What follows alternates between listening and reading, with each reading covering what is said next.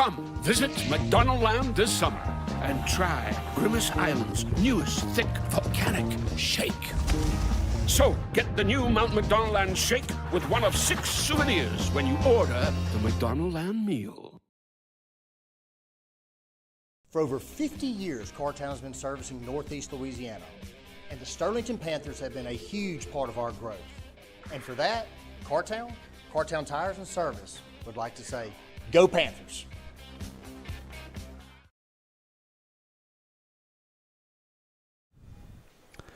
Well, good evening, Panther fans, and welcome to tonight's edition of the PrimeSTAR Home Health Coaches Show. I'm Ben Hackler here on behalf of Coach Doty tonight. He's not going to be able to make it tonight. Had something come up last minute, and so he had to step away, but we're going to roll on anyway. I've learned one thing about Lee Doty in my about 10 years now of walking with him is when he asks you to make it happen, you do your best to do that. So that's what we're going to do tonight.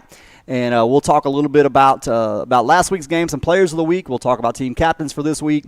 And probably most exciting tonight, we want to spend some time talking about our sports medicine team and the things that they do and things that they make happen. And so to get the show started, I'm going to invite Miss Anna Wigley up to have a seat with me. She loves being on camera and talking, so no better thing to ask her to do than this right here. Come on, Anna.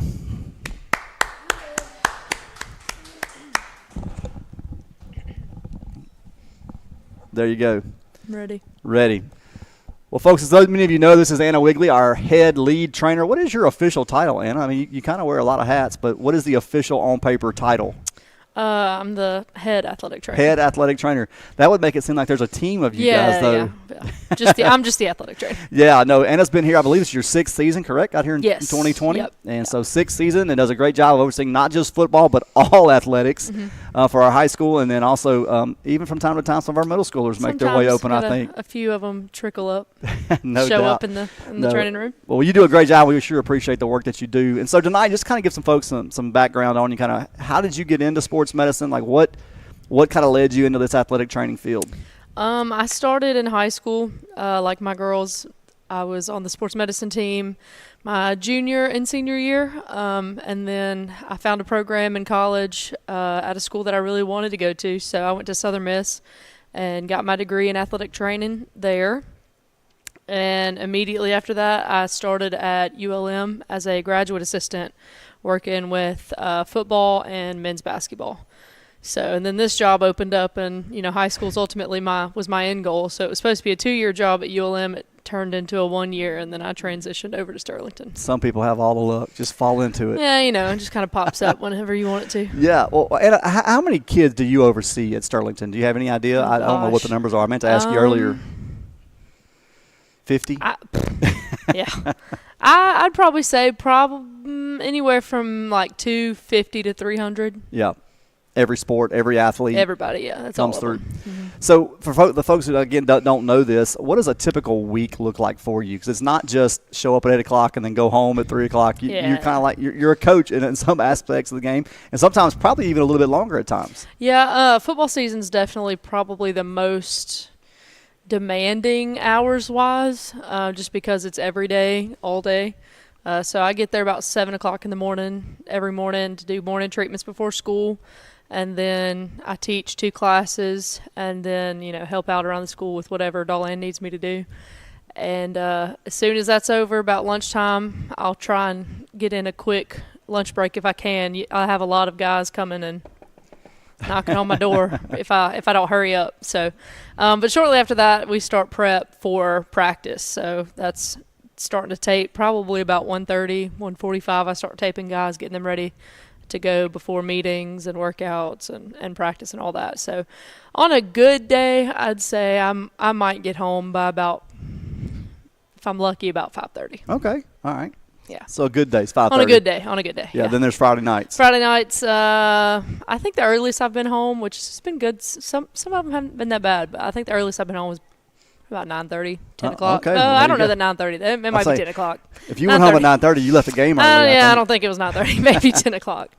Yeah, well, so you have at the school, you also have a team of students that have worked with you. I know my daughter has gotten to do that when she was at Sterlington.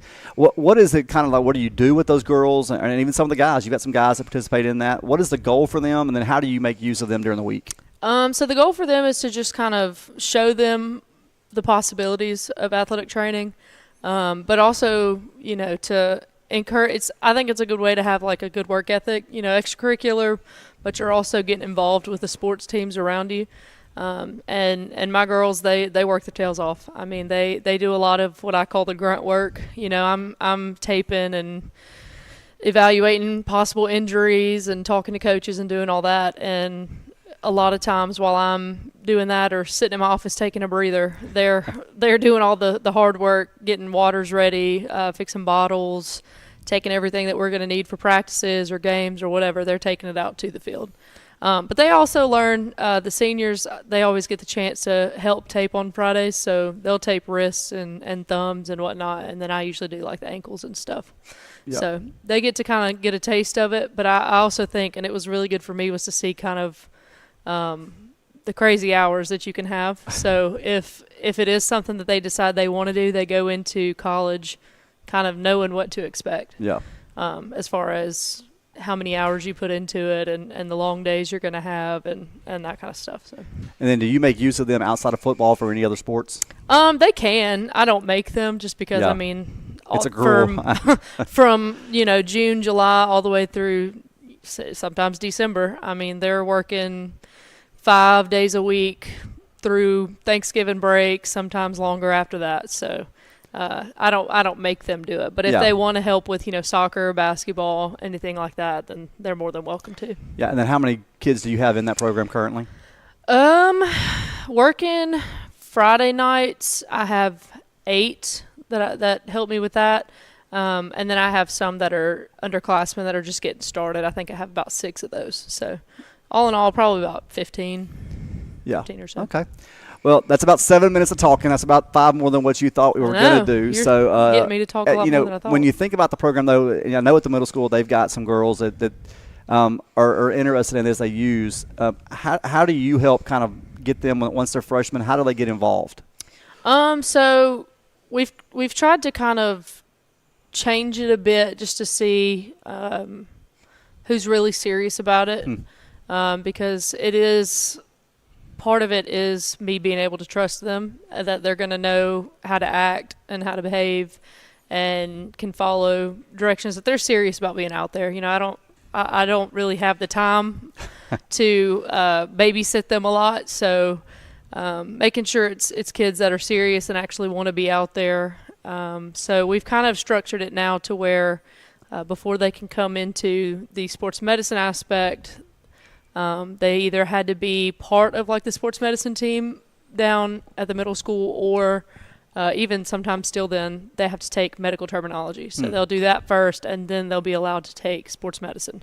Gotcha. And they'll kind of start with sports medicine 1, which is like the introduction, and those kids can work the JV games and kind of dip their toes in the water a little bit.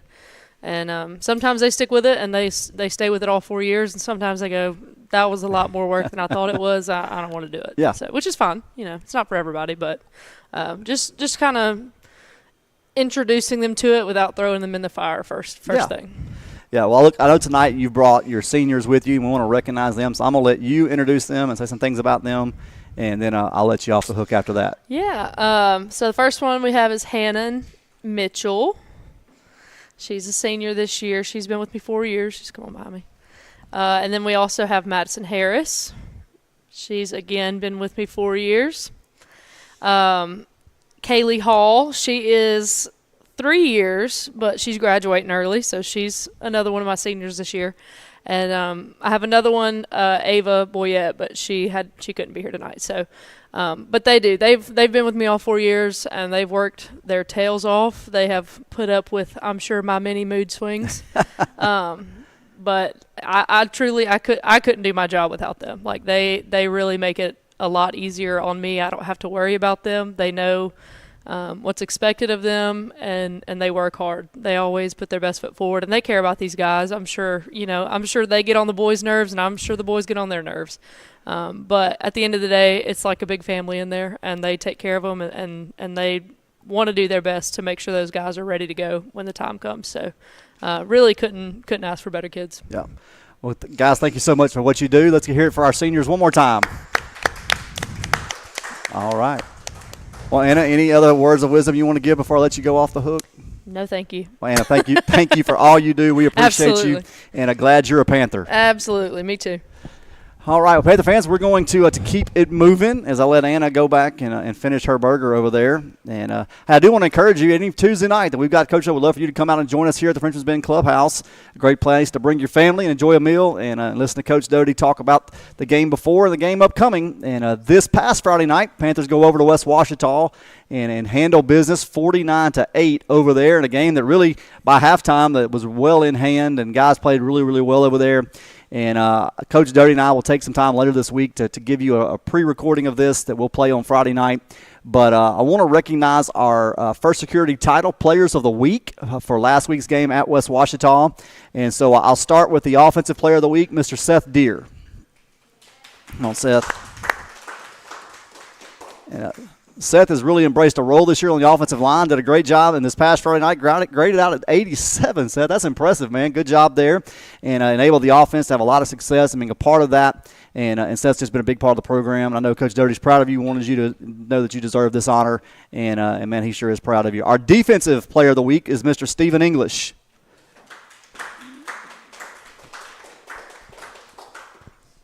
And Stephen plays defensive end for us, and he had 6 tackles, 1 fumble calls, 1 fumble recovered, and 1 touchdown. I believe that was all on the same play, and a tackle for loss. And so, again, defense played a great game Friday night, and Mr. English was a big part of that. So, Stephen, congratulations on you being Defensive Player of the Week. All right, and then our final folks we want to recognize tonight are this week's team captains for the game at Neville this Friday night. And so let me bring up Mr. Noah Crane and Mr. Cullen Barnett. Noah had a mouthful there. I'm sorry. Should have given you a little warning. But both these guys have been program guys and are beginning to find their way on the field on Friday nights. Noah's been a 2-year starter, and Cullen's getting some snaps this year as a wide receiver, doing a great job over there when they get their opportunities. So they'll be our team captains this week, and hopefully will win us the coin toss, and we'll get to do what we want to do. Right, guys? Hey, congratulations to you guys. 4-year guys, these are some of our seniors will be captains this Friday night at Neville. Thank you, guys.